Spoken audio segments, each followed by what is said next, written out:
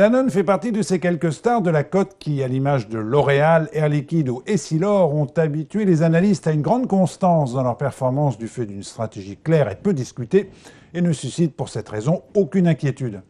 Il en va différemment cette fois, à quelques jours de la publication par le groupe français de son chiffre d'affaires au troisième trimestre. Deux événements préoccupent le marché.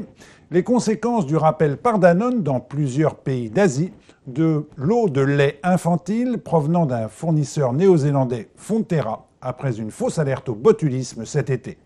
Par ailleurs, Danone a connu tout récemment de nouveaux déboires en Chine, en étant la cible d'accusations de corruption dans la ville de Tianjin, destinées à ce que la consommation de lait pour enfants y soit privilégiée. L'enjeu chinois est considérable pour Danone puisque ce marché pèse à lui seul 20% de sa division produits infantiles.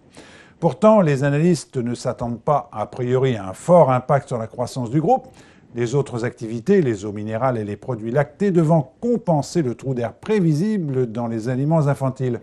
Mais la marge globale, elle, pourrait souffrir et c'est sur ce terrain que le groupe est surtout attendu.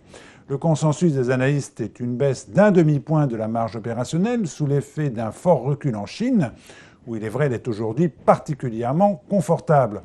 De ce fait, le cours sera cette semaine sous surveillance. À plus de 17 fois les résultats attendus à 12 mois, le niveau du titre reste élevé. La sanction pourrait être sévère en cas de déception.